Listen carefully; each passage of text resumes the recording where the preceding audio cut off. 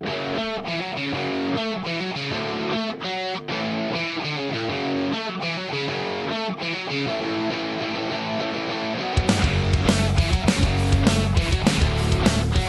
is Ray. This is Andy. And this is FDS. Wow. I'd say I don't know why you're acting like this, but I get it. You know I what's get going it. on. You know Listen, what's going on. I've acted like this a bunch this season, so that's fine. Week 10. Week is 10's in the the books, Andy. Yep. Um, Let's talk about our sponsors real quick, all right, let's talk right. about our sponsor. because you may need one of these. If you need yourself a beer, get a Moose Light. It's scary good. This stuff's scary good. It was good on Sunday. Yep. It's going to be good on Thursday. Yep. And it will be really good come this Saturday night. This Saturday night? This Saturday night. All right, good stuff. If you need a shirt with logos like these and a hat like Jackets. that, go see our buddies, the Doyles at Doyle Corporate Image. Doyle's rule. The Doyles rule. Doyle's rule. All right, well, Week 10 was a very interesting week that we've been waiting for a long time because we can actually cover the Browns and the Bills in the same game. One game. Myself, my brother-in-law came over to watch the game with you. I thought that I was going to have to endure 3 Dunn brothers. Alas, I only had to endure 1. 2 only showed. 2 didn't show. 2 didn't show. Some would say we still got the worst one. Some would say. Some would say that. That's all right.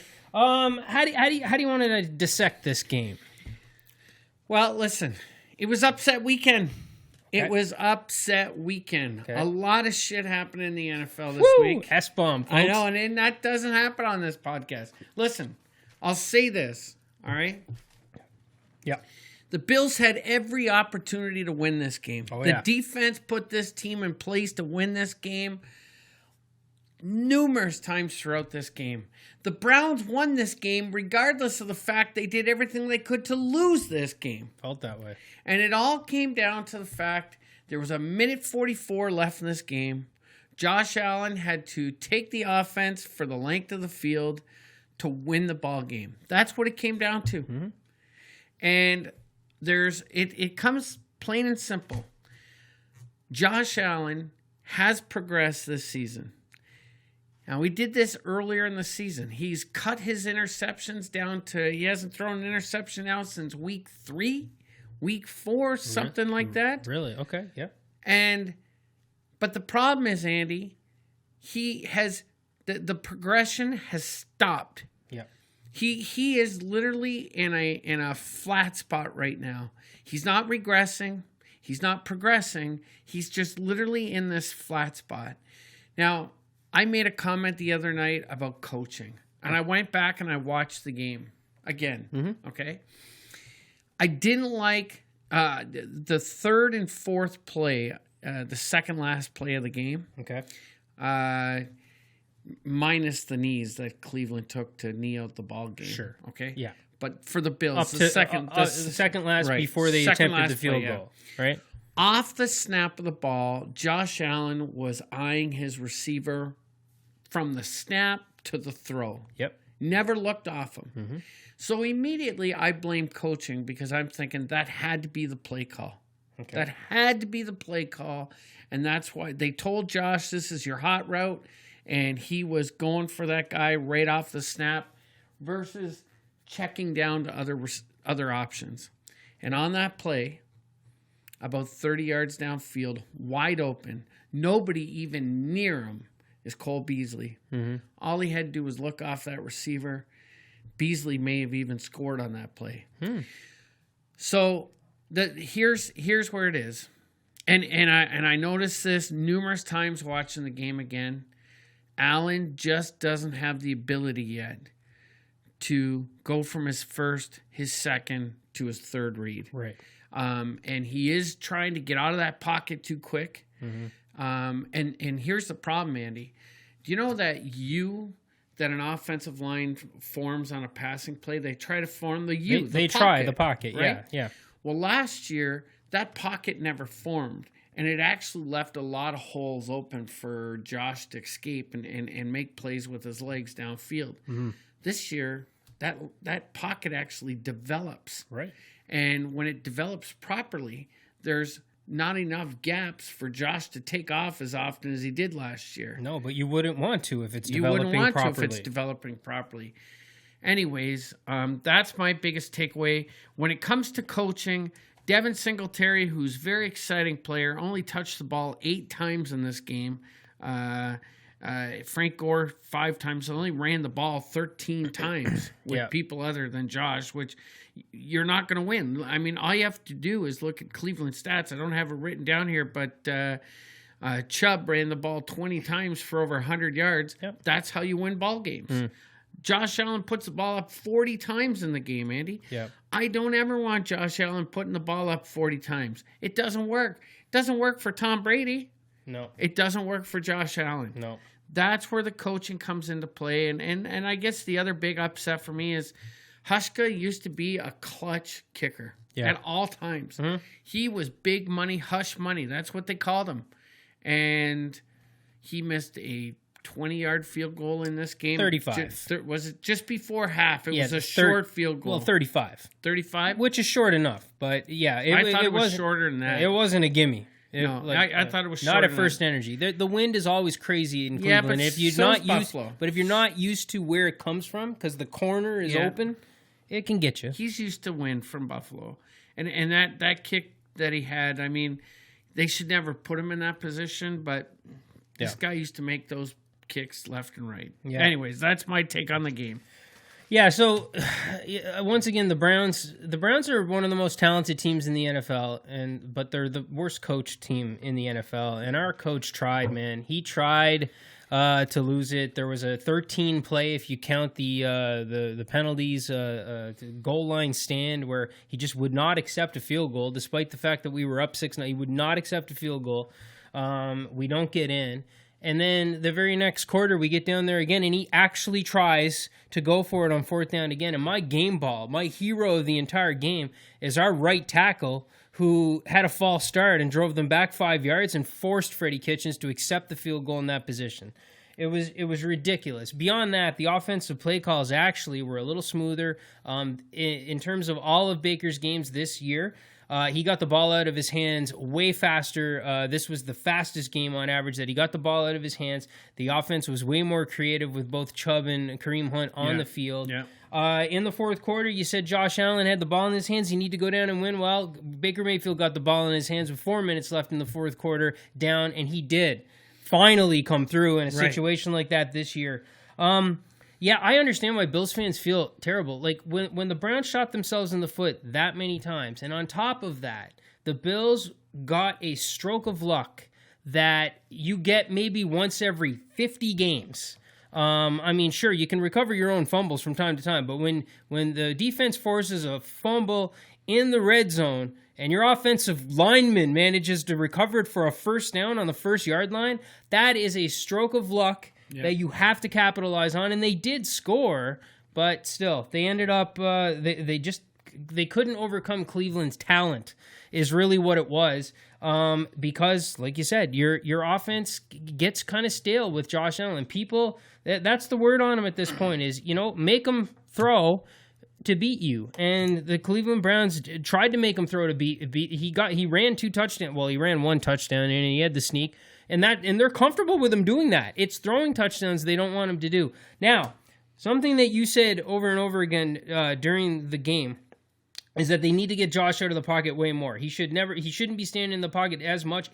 And at one point you were even saying he shouldn't at all. Every play should be get him out of the pocket. Should be a bootleg or something. I don't agree with that, because if you have to hide your quarterback like that behind those types of plays, they only work so much. And then you know what's coming. Josh is a big, tall, strong-armed quarterback that needs to be able to stand in the pocket and pick defenses apart. That's why they drafted him. They drafted him to be the man. I get that, but that's not who he is today. You're right, Ray. That's not who he is but today. I actually think the Bills are doing the right thing and forcing themselves to find out if he can be that.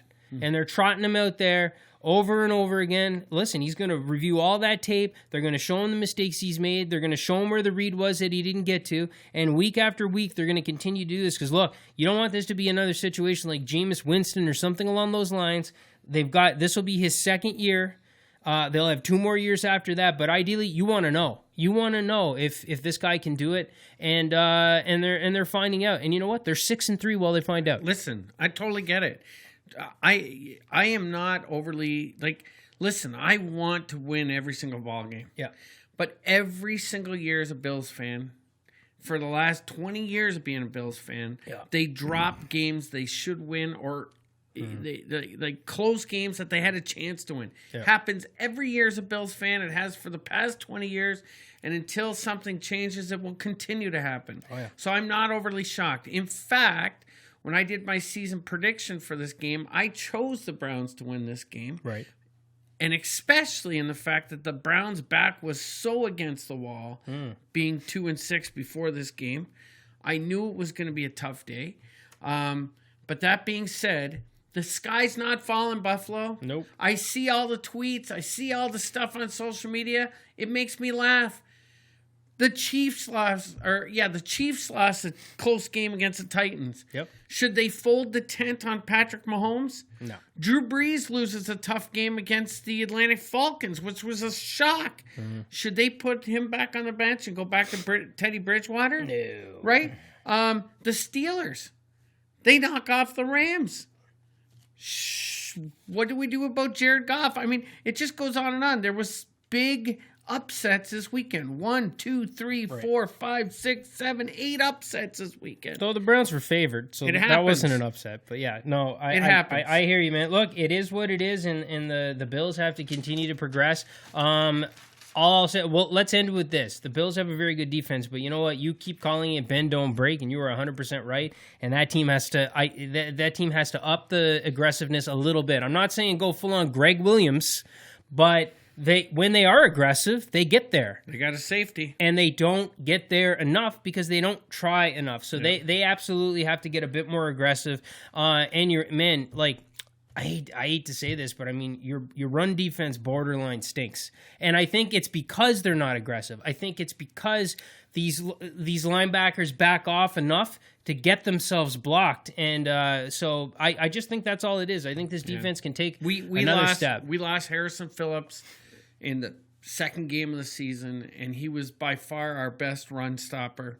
Yeah. And Ed Oliver was supposed to fill that hole, and it just hasn't worked out in his rookie season. All right, the game of the week we wanted to chat about was the Monday Nighter last night, and what a crazy game that was. 49ers, what are you looking for? I just threw my sheet on the ground. All right. Yeah, it was crazy. I watched the first half of this ball game. Yep. Emmanuel Sanders and Jimmy G looked fantastic together. They were clicking from day one. They were clicking. I mean, it was awesome. Something happened. Emmanuel Sanders got hurt. They sent him to the blue tent. Then they sent him off the field. From that point on, Jimmy G looked lost out there. And not quite the same. Huh? He was throwing balls. Like, he must have hit at least 3 Seattle defenders in the front of their jerseys with no interceptions. Yeah. Right? Yeah. And you can't do that when Russell Wilson's on the other side of the field. You've got to put points on the board. Now, Russell Wilson threw a pick in overtime. I know. You got to. It's a situation. This is similar to the Bills, right? Where you got to capitalize on something like that, and somehow the 49ers weren't able to do it. And yeah, like when you got Russell Wilson, this was a huge game for 49ers because, you know, a lot of people that kept, like, you know, weren't really believers in the 49ers until about, 6-0, and everybody started believing. But they were like, let's see you compete in the division. You have a very tough division. Yep. This was going to be a huge statement for them. Russell Wilson, Super Bowl MVP quarterback, and didn't get it done. Yeah. But you know what? You're 8-1. You're 8-1. And you only lost in overtime. So, yeah, the 49ers still should be on a lot of people's lists for the NFC representative in the Super Bowl. Yeah. We'll see if it happens. Their defense is amazing, though. Oh, Bosa is the line, unbelievable. The line is a problem. Yeah, those guys. Yeah, they get there, and the defensive line. All right, WTF? What do you got? What the? All right, I kind of got 2. I'm not going to get into the first one a whole lot, but my first one almost goes against the 2 Browns fans that I had at my house on Saturday or Sunday. Okay. First of all, these 2 clowns show up with no jerseys on. The Browns score first, and next thing you know, the jerseys are coming out. Yeah, we forgot we had them. I forgot we had them. Games. It was head games, all right? Listen, when you're a Browns fan, you got to play head games. But here's the other thing. I'd never seen this in all my years of hanging out with other sports fans, watching their teams versus my teams. Every single play. Oh, the worst's going to happen. The worst's going to happen. The worst's going to happen. Yep. And it's full protection mode in case it doesn't happen. It's not. So you kept saying that. Listen, after this many years of us going, hey, he's going to miss the extra point. Hey, this is going to happen. It actually does come true so often that it's just habit. But it's not protection. If we say, oh, he's going to throw a pick and he throws it, the fact that we predicted it doesn't make us feel any better, right? It actually makes us feel worse. So. And you were doing the same thing. I never do that. No, I don't. Oh, you were calling some doom and gloom moments. I'm a believer from start to finish. Well, that's the difference between a Bills fan and a Browns fan, especially a Bills fan that was around for Super Bowl years. Bills fans have not had it any better than Browns fans over the past. You go 0-16 and then we'll talk. All right. You've had it much better. You've been to the playoffs. 4 Super Bowls. You no longer. I've gone through 4 Super Bowl losses. Yeah, which means you also went through 4 straight seasons of 10 or more wins and multiple playoff victories. Give me a break. Not even close, and you've been to the playoffs within the last couple of years. Just give me a break. We're not even getting into this. It's not even close. Right. We're going to predict the worst and hope for the best. That's what we're fine. Yeah, you can steer it back to us. Because Skip Bayless is my actual WTF. Yeah. He is a Cowboys fan through and through. He is the most biased news. He's actual media, right? Would you call Nick? He comes from the media. He is the talking head of talking heads. All right. Yeah. But he is the most biased talking head there is out there by far. He develops his biases for certain things and will never back off it, even if he doesn't even believe it. Right. Yes. He's a Cowboys fan through and through. Yep.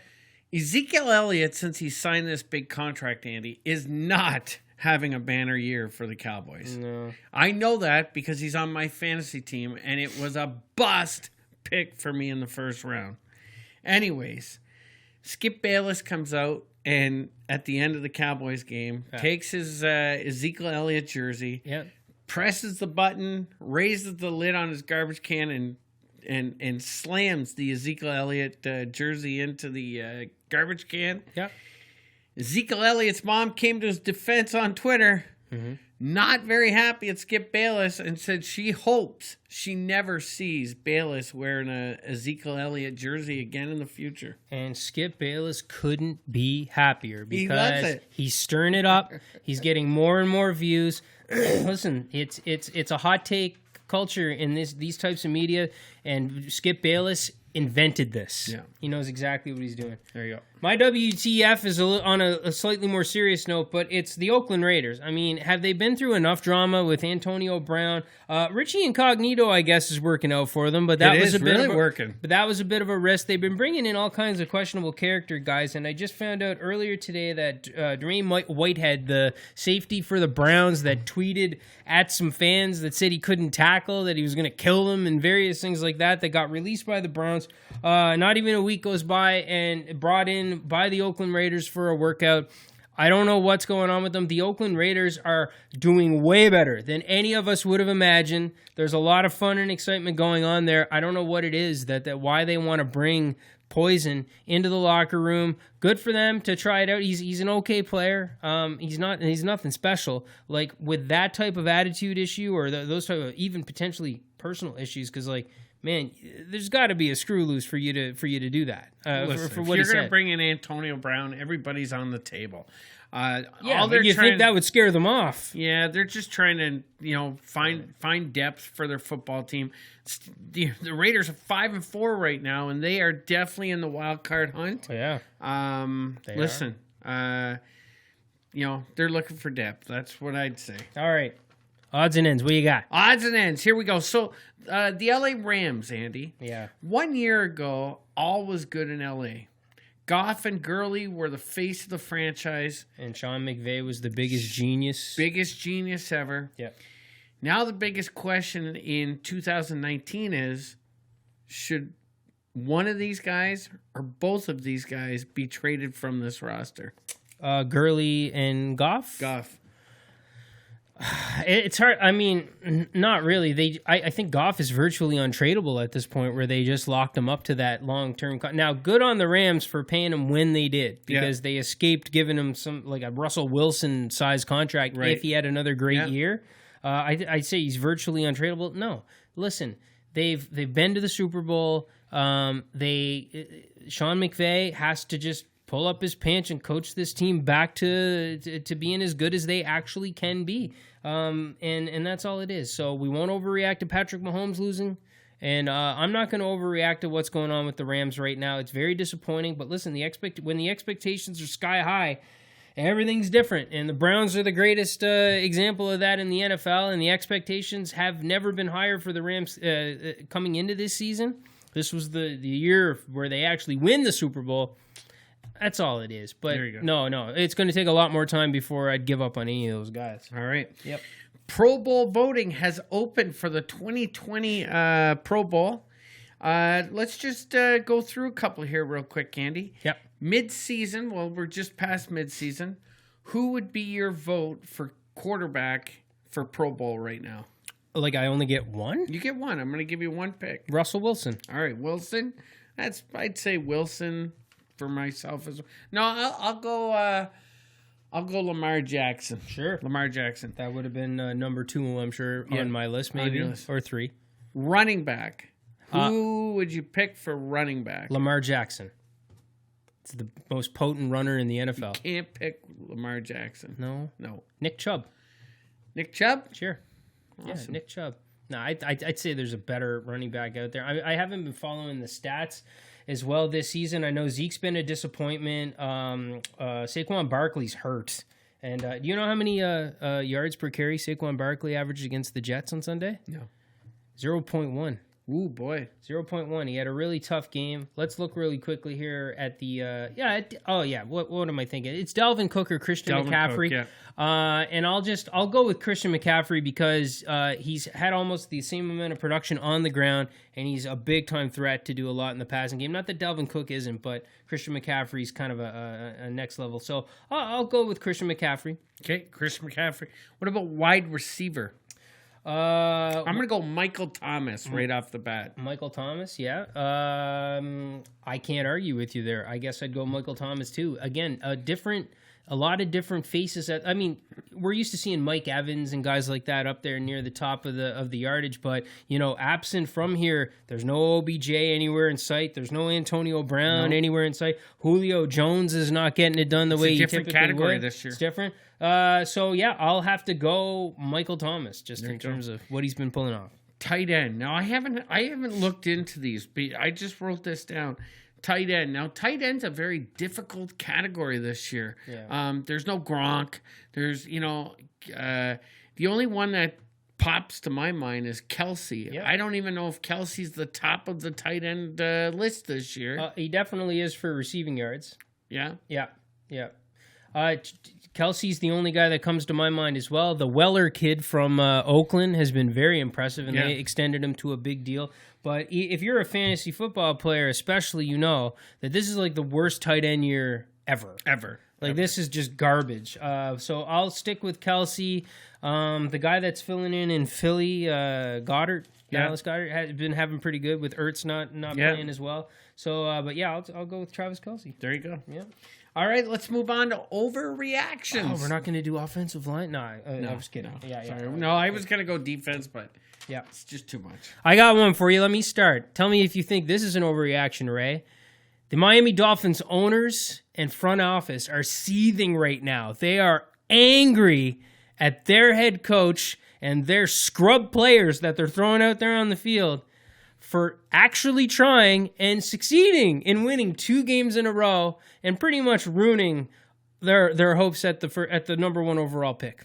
Wow. Is that an overreaction? Sadly, I don't think it. I don't think it is. I think it may be the truth. But they do have lots of draft capital. Mm-hmm. They might still be able to go get the guy. But I would not be surprised if some GM pulls that coach aside and says Josh Rosen's starting. Yeah, put him in there for the rest of the year. I wouldn't be surprised. Yep. All right. What do you got? My overreaction is simply based on, I mean, social media the last couple days. It's I can't even listen to it. I can't listen to WGR, which I listen to. When the Bills, it's so funny. When the Bills win, people complain. Yeah. When the Bills lose, the sky is falling. Yep. Terrible. I've been talking to a couple Bills Mafia people, and there's certain guys I have to block after a loss because it's so bad. Yeah. So bad. And my overreaction is Patrick Mahomes and Dak Prescott, they got to be cut. They got to be traded. They got to be let go. Their team's lost 2 this week. Yep. It's embarrassing. Social media is really hard on the head. It's been very hard on a Browns fan's head this year as well. And you're doing yourself a favor ignoring it, especially on the weeks where the Bills lose, and especially on the weeks where they lose to like a 2-6 team. Because I'm sure your guys, your Bills Mafia buddies, are extra upset this week. Yeah. So yeah. All right, so those were overreactions. Now we're going to get into some fantasy, Ray, and I think we both had pretty good fantasy weeks. I killed it in both my leagues. Yep. Won 148 to 111 in my ITRZ league. Yep. Got a problem though. I started out in that league 2-0. Yep. I'm now 4-6. Oh boy. I may be essentially out. Yep. I'm doing everything I can to fight to get back in. Now, luckily, when you look, the guy leading our division's 9-1. I don't care about him. Yep. But if I could win the next 2 games, I could literally be second place in my division. So I have to win like crazy. Got to win. RBC League had another big week in the RBC League. I'm now 6-4. I'm tied for 4th. Yep. I got a big game this week, Andy, against another team that's tied for 4th. Your brother? Gordon the Galaxy, Chris Dunn. There you go. The 2 Dunn brothers, which normally Chris is already sending me pictures of his roster, forecasting how he's going to kill me. Yeah. But his buddy Drew Brees laid an egg last week. Yeah. Chris barely won his matchup, like 136 to 134 or something like that. Yeah. I put up 148 points in that league. So, I'm looking pretty good heading into this matchup with my brother. Yeah, for sure. Now, in that league, I was trying to do you guys all a favor. I am nothing but a fly in the ointment at this point in that league. But a few guys told me, you got to beat Rodney. You got to beat Rodney this week. I beat Rodney by almost 60 points. I laid a whooping on him, and my plan is to continue doing that for the rest of the season, just spoiling people's playoff hopes. In my Dynasty League, where I'm doing better, but still not trending towards the playoffs, I also won in that league handily, and I'm now only 1 game back from Jamie Drysdale, who lost his match. Wow. So I don't know that the playoffs are in sight. However, I plan to continue to spoil it for others, and I especially hope to spoil it for Jamie, or at least finish with the same record or better than him. We'll see how that works. And in all my Yahoo leagues, I am playoff bound in all of them. So, I won in all but one this week as well. So the Browns won. I'm not rubbing this part in, but it's nice when when your team wins, and then all your fantasy teams win too. So It was one of those weeks for me. Yeah. One of those weeks. And I just wanted to say, he's on bye this week, but if you have quarterback trouble in fantasy right now, Ryan Tannehill, man.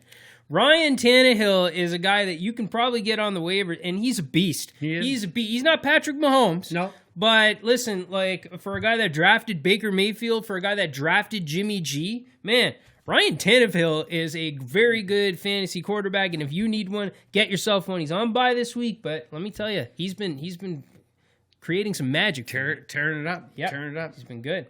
All right, picks time. Let's do some picks. Oh my gosh, another horrible week of picks, especially for me. Ray, I went 1-4. Oh boy! And my upset, which was I was trying to get cute and picking the Bills to upset the Browns, and that blew up in my face. Protection mode. Well, I just. I was just trying. I was trying to pick with my brain, and that blew up in my face. Ray, you went 2-3, but you did get your upset. Yes. You picked Steelers. And our buddy Cameron went 2-3 as well, and he also got his upset. He picked the Titans. Wow, good pick, Cameron. Great That's job, a great one. Cameron. So you're up 2 games on me now. I'm at 32-18. You are 34-16, and you've got a game up in the tiebreak as well. Okay. So this is getting scary. This is the opposite of what was happening to us in the CFL. So I got to try to be a bit more smart, though. We'll see. All right, give me your picks, because every week I give you mine first. Oh, so I got to go first? Yeah, why not? All right. Yeah, especially where you like to write down a bunch of games and then pick them on the spot. So let's do it.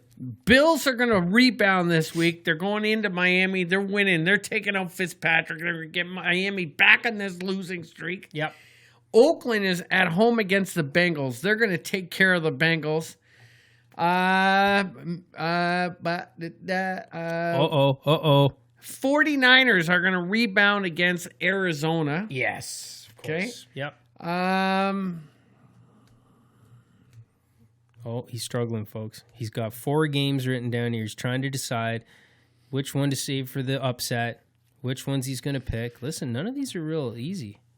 None of these are easy. None of them are easy this week. None of them are easy this week. But I'm going to take Minnesota over the Broncos. Yep. Okay. Yep. And my upset of the week. Yep. I'm going to take the Pittsburgh Steelers. Over the Browns. That's fair. All right. Okay. Mason Rudolph. And that defense looking good. Hey, I want to tell you one thing about that defense. Trey Edmonds, who plays for the Buffalo Bills, middle linebacker, he's the guy Tremaine Edmonds. Yeah. He's the guy that sacked Baker Mayfield for the safety. Yep. His brother, I think they're twins. Okay. Plays for Pittsburgh. He's playing unbelievable. Mm-hmm. He's a safety. Yep. And now that they got Mika Fitzpatrick there, I'm telling you, that was a steal from the Dolphins. Sure. Steal. He is a fantastic defensive back. Yeah, especially with the Dolphins winning. So Yeah. All right. No, he's with the Steelers. I know, but the picks that they're giving up. Right. Yeah, Okay. So right. but the Steelers are winning. Sorry, I guess I meant especially with the Steelers winning, because the picks they give up are not as valuable. Yeah. Okay. All right. So some of mine are very similar to this. I'm taking the Chiefs beating the Chargers. I'm taking the 49ers to beat the Cardinals. I'm taking the Jets to beat the Redskins. I'm taking the Vikings to beat the Broncos. And my upset, at the beginning of the year, I said the Dolphins always split with the Bills. And then I saw them play, and I was like, there's no way. There's no... I don't know. They don't always split with the Bills. Well, they managed to quite a bit. And with the Bills team that I saw against the Browns and the offensive struggles, and the Dolphins team that I'm seeing out there on the field right now, and the fact that I couldn't find another one that I liked better, so I thought I might as well go with the one that would entertain you the most, I'm going to go ahead and I'm going to pick the Dolphins to upset the Bills and hopefully get myself back in this picks competition. All right. Because I knew for sure you were picking the Bills to beat Miami. Darn right I'm picking the Bills to beat Miami. Yep. All right, so it should be interesting. Cameron, let us know what you think, as usual. That's it. If you're watching on YouTube, like, comment, dislike, subscribe. Somebody gave us grief for hating on Lamar Jackson last week. Did they? On YouTube, but it is what it is. Hey, it is what it is. Yeah. Before we get out of here, I've got a little personal confession I need to make, Andy. Okay. Do I have time to make that? Sure. Okay. Sure. I wrote it down. Oh, my gosh. Am I allowed to give this? Let's not go through this. Listen. Every word that's in that, it's still true. It's still true. But I had a real fun moment with Andy this weekend. It's something I did not want to put on social media because these words that were sent to me, that's personal stuff. It is. It's a personal conversation, and I mean every word of it. Right. Yeah. Anyways, guys, have a great week watching football. All right. And if you're listening to us, try to leave us a comment and a rating. Subscribe, like, rating, whatever it is. All right. Later, guys. See you guys. Whatever you need to make yourself feel better. Whatever you need.